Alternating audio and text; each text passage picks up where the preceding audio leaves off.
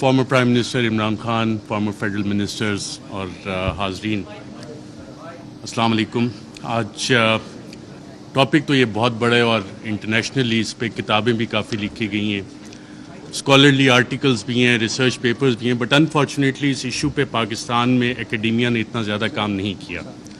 اس لیے میں آج آپ کے ساتھ میڈیا نے اس کو کیسے کانسپریسی رجیم چینج کی، اس کو ڈیل کیسے کیا، میڈیا نیریٹیوز کیسے بنے، وہ تھوڑی ڈیٹیل میں جاؤں گا اور اس کا تھوڑا سا آپ کو اسپیکٹ بتاؤں گا لارجر اسٹریٹجک لیول پہ۔ لیکن میں یہ پوسٹر دیکھ رہا تھا رجیم چینج کانسپریسی، تو مجھے پتہ لگا کہ یہ بھی راشد نے یہ پینافیکس بنایا ہے، تو راشد کافی اچھے کام کرتا ہے، میں خیال پی ٹی آئی میں، تو مائی کلیپنگ فار ہم۔ اچھا، رجیم چینج پاکستان میں جب ہم دیکھتے ہیں تو اس کے دو اسپیکٹس ہیں، ایک ایکسٹرنل فیکٹرز ہوتے ہیں اور انٹرنل ہوتے ہیں۔ اگر ہم ایکسٹرنل فیکٹرز کو دیکھیں تو decision by one state to abandon bargaining with another and remove the target states leader. P T I کی حکومت میں جب ہم یہ دیکھتے ہیں تو ہم خبریں دیکھ رہے تھے، میڈیا میں آ رہی ہیں کہ جی جو بائیڈن جو ہے وہ کال نہیں کر رہا، فارن آفس کا رابطہ ہو رہا ہے، پاکستان کے foreign minister Shah Mahmood Qureshi, U S national فیصلہ وائٹ ہاؤس میں ہوا، U S N S C میں ہوا، اور اس کا ذکر اب میڈیا میں یہ سوال ابھی تک ڈیبیٹ نہیں ہوا کہ کیا اس کا فیصلہ وہاں پہ ہوا تھا نہیں ہوا تھا۔ وہ سائفر اگر پبلک ہوتا ہے تو اس میں یہ سوالات اٹھیں گے یقیناً کہ یہ فیصلہ اس لیول پہ اسٹیٹ کے لیول پہ یو ایس اسٹیٹ نے کیا، صدر جو بائیڈن نے کیا، اور صدر جو بائیڈن جو نیو کونس تھے، the plan for the new American century, اس کا باقاعدہ طور پہ حصہ تھے، جس کے بعد ہم نے دیکھا 2001 کے بعد پوری دنیا میں ڈفرینٹ رجیم چینج آپریشنز باقاعدہ طور پہ لانچ کیے گئے۔ عراق اس کی ایک مثال ہے۔ انٹرنل فیکٹرز پہ جب ہم آتے ہیں، میں بڑا بریف رکھوں گا کہ میں ٹائم بتایا گیا 10 منٹ کا ہے۔ انٹرنل فیکٹرز کو جب ہم دیکھتے ہیں تو اس میں ذاتی انا کے مسئلے آ جاتے ہیں، کچھ اداروں کے مسائل آ جاتے ہیں، کچھ سیاسی مفادات آ جاتے ہیں، اور اس میں ایک سوال جب ہم انٹرنل فیکٹرز کا دیکھتے ہیں تو بڑا سوال یہ بنتا ہے کہ ملک کا کون سوچتا ہے، پاکستان کا کون سوچتا ہے؟ کیا ہم صرف انڈیویجولز کا سوچیں گے؟ کیا ہم صرف ان اداروں کا سوچیں گے کہ جی اداروں کی انا بڑی ہوگی ہے، انڈیویجولز کی انا بڑی ہوگی ہے؟ پاکستان کا کون سوچ رہا ہے؟ کیا وزیر اعظم عمران خان اس وقت پاکستان کا سوچ رہا تھا یا انڈیویجولز کے بینیفٹس دیکھ رہا تھا؟ اور کیا یہ جو رجیم چینج کانسپریسی ہے، اس میں جو میڈیا نیریٹیوز بنے وہ کس طرح کے بنے؟ اس میں انڈیویجولز اور انسٹیٹیوشن نے ڈومینیٹ کیا یا پاکستان کا سوال کسی نے اٹھایا؟ اس حوالے سے میڈیا نیریٹیوز اس حوالے سے سائلنٹ ہیں، اس میں آپ کو انسٹیٹیوشنل اور انڈیویجول ڈومیننس نظر آتی ہے۔ اچھا، کوورٹ ایکشن بھی اس میں باقاعدہ طور پہ پلان ہوا۔ میڈیا میں being fly on the wall and being an active participant, ایک ایکٹیو جرنلسٹ ہوتے ہوئے آپ کو بہت کچھ پتہ لگتا ہے کہ جی میڈیا نیریٹیو بننا کیسے۔ اکثر جو حکومتیں بیٹھی ہوتی ہیں ان کو سب سے آخر میں پتہ لگتا ہے کہ ہمارے ساتھ ہو کیا رہا ہے، میڈیا کو پہلے پتہ لگ جانا شروع ہو جاتا ہے، کیونکہ کوورٹ ایکشن میڈیا نے پبلک اوپینین شیپ کرنا ہوتا ہے، پاپولیشن کو بتانا ہوتا ہے کہ جناب یہ حکومت کے ساتھ مسائل ہیں، اور وہ کہانیاں شروع ہو جاتی ہیں، اور یہ ڈاکومنٹڈ ہے اس سارے کیس میں بھی۔ اور پھر ٹولز اس میں استعمال ہوتے ہیں، لا فیئر جس کو ہم جسٹیفائی کرنے کے لیے، لا پلس وارفیئر، لا فیئر، اور اس کے پولیٹیکل اینگلز بھی ہیں۔ اور ایک مثال تو فواد چودھری صاحب نے بھی ابھی دی کہ کس طرح ہوا۔ پھر ایک مثال جس دن آخری دن تھا اس حکومت کا، سب کچھ ہوا لیکن ہوا کچھ بھی نہیں، میسیجنگ بھی ہوئی لیکن ہوا کچھ بھی نہیں۔ کاروائی کیا ہوئی تھی اس دن؟ کچھ ہوئی لیکن میسیج کنوے ہو گیا تھا کہ یہ کچھ ہو سکتا ہے لیکن ہوا نہیں۔ سو وہ لا فیئر باقاعدہ طور پہ اس رجیم چینج آپریشن کا ایک حصہ تھا، سوچا گیا، امپلیمنٹ کیا گیا، اور میڈیا نے اسے باقاعدہ طور پہ رپورٹ کیا، جس وجہ سے آج ہم اس کی بات کرتے ہیں، سوالات اٹھتے ہیں کہ جناب یہ والے کام کیسے ہوئے۔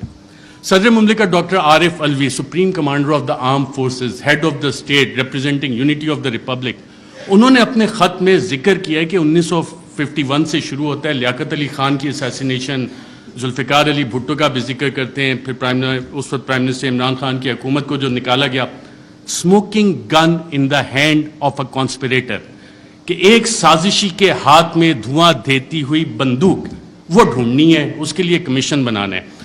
تو انڈیویجولز کو ہم سائڈ پہ رکھ دیتے ہیں، ہم اس میں ایک لارجر پیٹرن آئیڈینٹیفائی کرنے کی کوشش کرتے ہیں کہ پاکستان میں اگر ہم یو ایس لینس کے ذریعے دیکھیں، کیونکہ پاکستان کی فارن ریلیشنز جو ہیں ہم لوگ موسٹلی یو ایس بلاک میں رہیں، تو اس میں ہم یو ایس لینس سے اگر اس سارے مسئلے کو دیکھیں، پاکستان کی 75 سالہ تاریخ کو، کہ کب کیسے گیا، میں لارجر اس میں براڈ فریم ورک میں آپ کو بتاتا ہوں۔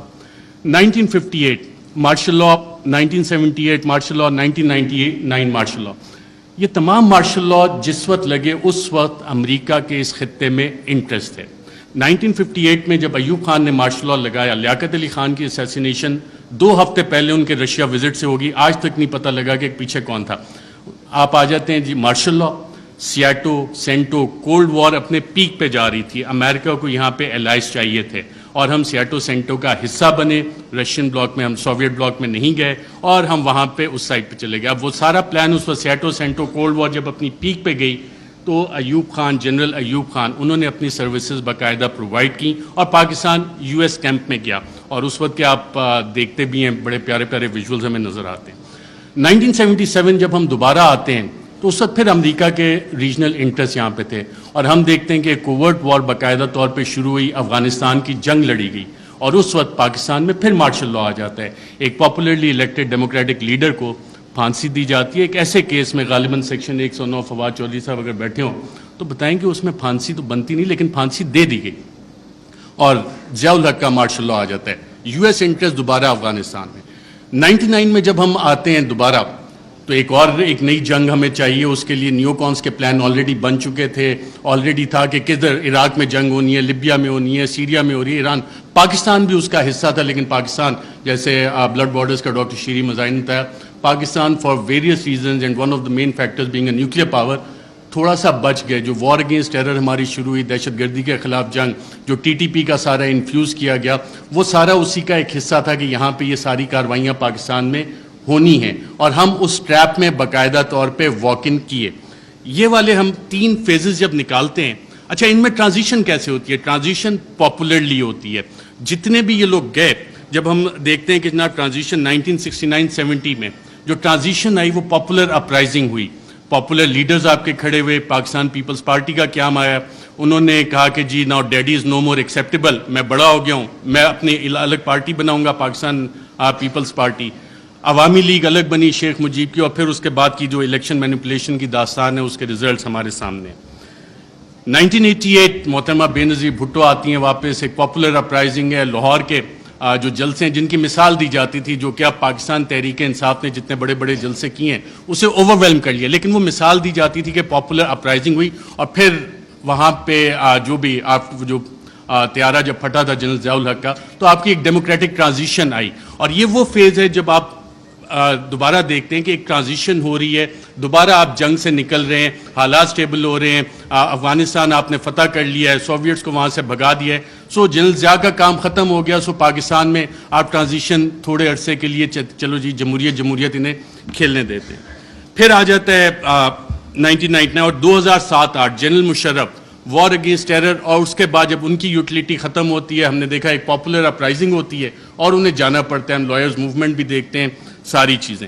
لیکن اس سارے عرصے میں جو ڈیموکریٹک ٹرانزیشن ہماری ہوئی ہے اس میں کیا واقعی حقیقی جمہوریت ہماری قائم ہو سکی کیا, یا کہ ہمیشہ ہمیں ایک ہائبرڈ قسم کی جمہوریت جو ہے وہ ملی ہے؟ اور ہائبرڈ جمہوریت بنتی کیسے ہے؟ ہمیشہ ایک کنگز پارٹی ہوتی ہے. جب آپ پاکستان کی تاریخ اٹھا کے دیکھتے ہیں تو جو مین آن ہارس بیک ہیں, گھوڑے جو لوگ رائڈ کرتے ہیں, ہارس رائڈنگ کرتے ہیں, وہ اچھے گھوڑے رکھنے کا شوق بھی رکھتے ہیں, تو وہ چیز ہوتی ہے. لیکن اس ساری چیز میں ایک ٹائم فریم بڑا ڈفرینٹ آ رہا ہے پاکستان کی تاریخ میں, وہ آ رہا ہے 2018 سے 2022 کا. اس دوران میں اتھارٹیرین کنسولیڈیشن بھی ہوتی رہی. اتھارٹیرین کنسولیڈیشن اس طرح کے جو پرانے ایسٹس تھے جن پہ کرپشن کے مقدمات تھے ان کو بھی بچایا جا رہا تھا. دوسری طرف ایک حکومت کوشش کر رہی تھی کہ جی ہم نے ڈیموکریٹک کنسولیڈیشن کرنی ہے, اس کو روکا بھی جا رہا تھا. اور اکاؤنٹیبلٹی اس کی بہت بڑی مثال ہے. اور اگر کسی نے اس کا ایک ٹائم فریم نکالنا ہے کہ بڑا اچھا احتساب چل رہا تھا, ساری چیزیں 1 پیج پہ چل رہی تھیں, لیکن پھر ایک پریس کانفرنس مشہور زمانہ ہوتی ہے جس میں پوری نون لیگ کی لیڈرشپ بیٹھی ہوتی ہے اور مریم نواز اس میں ایک بڑی اچھی بات کرتی ہیں کہ چند اہم لوگوں کی ویڈیوز موجود ہیں. اب ماشاءاللہ سارے وفاقی وزراء کابینہ بیٹھی ہے, سابق وزیر اعظم بیٹھے ہیں. اس کے بعد احتساب کے مقدموں کا کیا ہونا شروع ہوا, اس کے بعد کیا ڈیلیں ہونا شروع ہو گئیں, اس کے بعد نواز شریف بھی باہر گئے, اس کے بعد کیسز بھی سلو ہونا شروع ہو گئے, کیا کچھ نہیں ہوا. یہ والی ساری چیزیں تھیں. مجھے میسج آ گیا کہ جی تھوڑا کم کریں. ریجیم چینج جب پیٹا ہوئی تو میڈیا کی اسٹریٹجی اس میں کیا تھی؟ میڈیا کے 3 Ds اس میں باقاعدہ طور پہ استعمال کیے گئے تحریک انصاف کے خلاف. 3 D تھے: ڈسٹرب, ڈسکریڈٹ, ڈینائی. ڈسٹرب کیسے کرنا ہے؟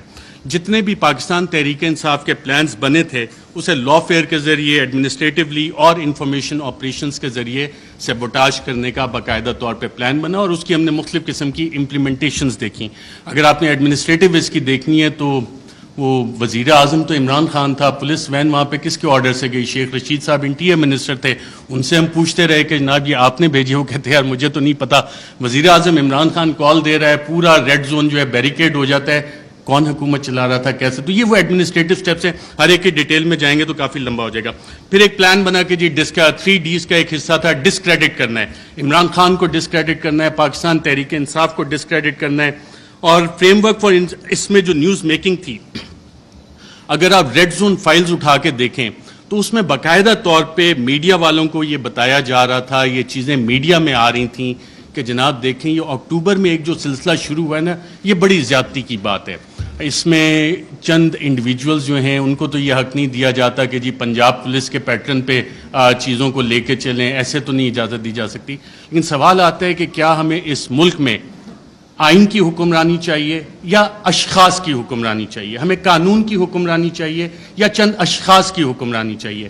میڈیا فریم ورک جب آپ اس میں سارا اینالائز کرتے ہیں, جتنے آپ کرنٹ افیئرس کے پروگرامز اٹھا لیں, نیوز آرٹیکلز اٹھا لیں, کالمز, ایڈیٹوریلز, اس میں کانسٹیٹیوشنل فریم ورک وہاں پہ ڈیبیٹ فریم نہیں ہوئی, وہاں پہ رولز آف بزنس کی ڈیبیٹ فریم نہیں ہوئی, وہاں پہ ڈیبیٹ فریم ہوئی اداروں کے حساب سے, وہاں پہ ڈیبیٹ فریم ہوئی انڈیویجولز کے حساب سے.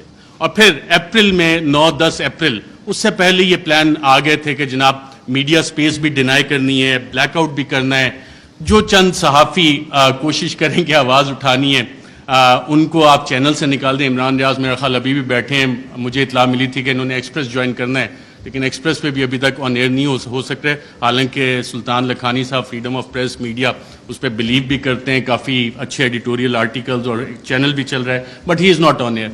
FIRs چلیں, اب صحافیوں کو چھوڑیں, اب تو پوری وفاقی کابینہ جو ہے سابق, اس پہ بھی FIRs ہوئی ہیں, اور ملٹیپل FIRs دہشت گردی کی بھی ہوئی ہیں.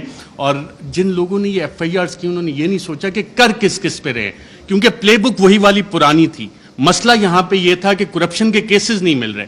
بڑی کوشش کیجیے عمران خان کے خلاف کرپشن کے کیسز نکالے جائیں. میری بھی 1-2 ملاقاتیں ہوئی کہ جناب آپ تو بڑی سٹوریز کرتے ہیں.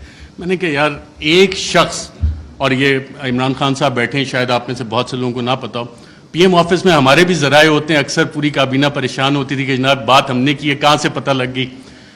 وہ شخص جو پانی کی آدھی بوتل بھی ضائع نہیں ہونے دیتا بطور وزیر اعظم کہ یار یہ آدھی پانی کی بوتل میں نے ابھی رکھی, کیوں اٹھا کے لے گئے, وہ کرپشن کرے گا. میں نے سمجھائی لوگوں کو یہ بات, لیکن پلے بک کیونکہ وہی پرانی تھی, کیا کرپشن کے کیسز نکالو, ڈسکریڈٹ کرنا ہے, کرپشن تھوپنی ہے. مسٹر ABC کا فلانا دوست ہے, اس سے نکال کے لاؤ. کچھ نہیں, آج 2-2.25 مہینے ہو گئے, کوئی کرپشن نہ نکلے گا. عمران خان کا کرپشن کا کیس نہیں نکل سکتا, نہ نکلے گا. میں نے بتائی کہ نہیں آپ کچھ کوشش, میں کہا میں یہ کوشش نہیں کر سکتا کیونکہ مجھے یہ پتا ہے کہ عمران خان کی کرپشن نہیں نکلنی. اچھا, media narratives against PTI. French revolution جب آیا تھا تو اس وقت ایک تھاٹ تھا کنگ لوئی کا, میں ریاست ہوں, میں بادشاہ ہوں, میں قانون ہوں. اور یہی چیز ہم نے دیکھی کہ جب میڈیا نیریٹیوز PTI کے خلاف بن رہے تھے, ابھی حال ہی میں آپ اگر آئی ایم دا کنگ کا دیکھ لیں, the king can do no wrong. King ہمیشہ, جو بادشاہ ہے وہ ہمیشہ اچھی چیزیں ہی کرتا ہے. فیٹو پہ پوری حکومت نے کام کیا, حماد اظہر بھی ادھر ہیں, لیکن PTI نے کام نہیں کیا, بادشاہ نے سب سے اچھا کام کیا. آئی ایم دا لا, قانون میں ہی ہوں. پولیٹیکلی آئسولیٹ کرو PTI کو. آج PTI واقعی پولیٹیکلی آئسولیٹڈ ہے. کون سی سیاسی جماعت ہے جو PTI کے ساتھ اتحاد میں کھڑی ہے؟ سب ایک طرف ہو گئے, لیکن ایک سٹرینتھ گین ہوئی اس میں. پاکستان کی عوام بغیر کسی کال کے نکل آئے, اور شاید جو وزیر اعظم عمران خان کا آخری دن تھا وزیر اعظم ہاؤس میں, اس وقت جو لوگ نکلے اور جنہوں نے رپورٹ کیا, آئی تھنک عمران ریاض تھے, باقی ہم لوگ بھی تھے, ان سب نے ایک بات نوٹ کی. آپ نے خود بھی اپنا دفتر چھوڑنا ہونا, کافی ٹائم لگتا ہے, کہ ایک شخص فوراً اٹھ کے چلا گیا اور کہا, جب سوال جواب ہوئے, کوئی رہ تو نہیں گیا, کہ اکیلا کر دیا ہے, اب اس کے ساتھ کس نے کھڑا ہونا ہے؟ پاکستان کی عوام کھڑی ہوئی. یہ وہ ڈفرینٹ فیکٹر تھا, چینج تھی, جس کو کسی سازشی نے کسی بھی سازشی نے کیٹر نہیں کیا ہوا تھا. یہ وہ ویریبل تھا, عوام کا ویریبل تھا, جس کی وجہ سے یہ چیزیں. میں کوئکلی تھوڑا سا 2 منٹ اگر آپ کی اجازت ہو تو سائفر کے اوپر بھی بات کرنا چاہوں گا. سائفر پہ بھی میڈیا نیریٹیوز بڑے بڑے مزے کے بنے, اس پہ اور ڈیبیٹ بھی ہو سکتی تھی, کافی مزے کی چیزیں تھی. پہلا کیا بنا جی, پہلی میڈیا نے رپورٹ کرنا شروع کیا اور باقاعدہ یہ بتایا گیا کہ جی سائفر تو ایگزسٹ ہی نہیں کرتا, سائفر نام کی تو کوئی بلا ہی نہیں ہے. پھر دوسری چیز ہے, میڈیا کی یہ سٹوریز آئیں اور ریکارڈ کے اوپر موجود ہیں, پرنٹ کی ہیں, ٹی وی پروگرامز ہیں, کہ سائفر تو یہ ایزمپشنز پہ بیسڈ ہے. وہ ایزمپشنز ہیں ہمارے ایمبیسیڈر کی یا کس کی. پھر یہ بھی کہانیاں میڈیا میں آئیں کہ جی یہ تو فارن آفس میں خود ہی پی ٹی آئی والوں نے بیٹھ کے بنا لیا ہے, یہ تو شاہ محمود قریشی نے خود ہی بیٹھ کے بنا لیا ہے. پھر جب وہ بھی ساری چیزیں, کیونکہ سائفر ایگزسٹ کرتا تھا, سائفر موجود تھا, پھر کہا گیا جی کانسپریسی کا ایویڈنس کوئی نہیں ہے. اچھا پھر عمران خان بطور وزیر اعظم بھی میرا خیال وہ کرکٹ کھیل رہے تھے, اور جب انہوں نے کہا تھا کہ مینٹلی میں اسٹرانگ ہوں, تو بہت سے لوگوں نے انڈر ایسٹیمیٹ کیا. انہوں نے کابینہ کی بھی کمیٹی بلائی, کابینہ کی اسپیشل کمیٹی غالباً 30 مارچ کو ہوئی. 30 مارچ کو میں نے سابق وفاقی وزراء سے پوچھا, وہاں کانسپریسی کی بات بھی ہوئی, کانسپریسی کا ذکر بھی اس میں ہوا, اور پھر 31 کو نیشنل سیکیورٹی کمیٹی بھی انہوں نے بلا لی, اور اس کا بھی مور اس پہ لگ گئی کہ بلیٹنٹ انٹرفیرنس. اور اس کے آخری پیراگراف میں ایک لفظ لکھا ہوا ہے کہ جو 31 کو نیشنل سیکیورٹی کمیٹی کی میٹنگ ہوئی, اس نے 30 مارچ کے جو منٹس اسپیشل کیبنٹ کے ہیں ان کو ریٹیفائی کیا. اب 30 مارچ کو آپ سب وفاقی وزراء جو اس میں بیٹھے تھے, اس وقت کے وزیر اعظم اس میں بیٹھے تھے, ان سب نے کانسپریسی اور سازش کا لفظ اس میٹنگ میں ذکر کیا. یہ میرے ذرائع نے مجھے بتایا ہے, آپ سبھی یہاں پہ بیٹھے ہیں, اگر کسی نے کانٹراڈکٹ کرنا ہے تو سابق وزیر اعظم خود بیٹھے ہیں, وہ کر سکتے ہیں کہ 30 مارچ کو جو اسپیشل کیبنٹ میٹنگ تھی اس میں سازش کا ذکر ہے. بالکل سازش کا میں ایز اے جرنلسٹ کلیم کر رہا ہوں. پھر یہ کہا گیا کہ جی وہ انٹیلیجنس ہم نے خود ہی کر لی, اور انٹیلیجنس کی بیسس پہ آبویسلی اس پہ سوال اٹھے کہ انٹیلیجنس, ہمارے انٹیلیجنس کے ادارے بہت اچھا کام کرتے ہیں, دہشت گردی کے خلاف بہت اچھا کرتے ہیں, پاکستان کی سیکیورٹی کے لیے بہت اچھا کام کرتے ہیں. لیکن مسئلہ یہاں پہ آتا ہے کہ جب انہیں ڈریگ کیا جائے سیاسی معاملات میں, اور یہ کہا جائے کہ جی انویسٹیگیشنز ہوئیں, کون سی انویسٹیگیشنز, یہ سوال ہوا ہے. اب ریجیم چینج میں انٹیلیجنس کا ایک بنیادی کردار ہوتا ہے, انٹیلیجنس انفارمیشن کا بنیادی کردار ہوتا ہے. اگر آپ اگلی سلائڈ کریں ذرا, Colin Powell U S secretary of state, U N security council میں انٹیلیجنس انفارمیشن کی بیس پہ انہوں نے کہا جی یہاں پہ یہ والے ویپنز عراق میں موجود ہیں, یہ کیمیکل ویپنز ہیں, یہ نیوکلیئر ویپنز وہاں پہ وہ بنا رہے ہیں. عراق وار ختم ہو گئی, عراق تباہ ہو گیا. یہ اس انٹیلیجنس انفارمیشن کی اوقات تھی, ویلیو تھی, جو آج تک نہیں ملی. میں ایک اور آپ کو افغانستان سے ریلیٹڈ انٹیلیجنس انفارمیشن دیتا ہوں, انٹیلیجنس ڈس انفارمیشن, کہ اسامہ بن لادن کے پاس نیوکلیئر ویپنز ہیں. اور اسامہ بن لادن کے پاس نیوکلیئر ویپنز, اگر آپ یہ سٹوری دیکھیں تو یہ جسٹیفائی کرنے کے لیے تھی کہ جی افغانستان میں امریکہ نے حملہ کرنا ہے. اور اس وقت آپ تمام امریکی اخبارات اٹھا لیں, ورلڈ ایکسکلوسیو ڈان نے بھی فرنٹ پیج پہ چھاپا کہ جی ایک ایکسکلوسیو انٹرویو ہوا ہے, اسامہ بن لادن کے پاس نیوکلیئر ویپنز ہیں. وہ نیوکلیئر ویپنز آج تک نہیں نکلے. تو یہ ہوتی ہے انٹیلیجنس انفارمیشن. جب تک آپ تحقیقات نہیں کرتے, اسے ویریفائی نہیں کرتے, بہت سی جے آئی ٹیز میں انٹیلیجنس انفارمیشن آتی ہے, بہت اچھا کام ہوتا ہے, لیکن اس کی ویریفیکیشن چاہیے ہوتی ہے. انٹیلیجنس اور انٹیلیجنٹ انفارمیشن میں فرق ہوتا ہے. اس کے علاوہ بہت ساری چیزیں ہیں. پروپیگنڈا پہ اگر ہم جائیں, ڈی کلاسیفائڈ ڈاکومنٹس بہت سارے آ گئے, چلی کے حوالے سے, ایران کے حوالے سے. کیونکہ ٹائم میرے پاس کم ہے, میں نے کہا یہ والے لارجر ایشوز آپ کے سامنے رکھوں. Thank you very much.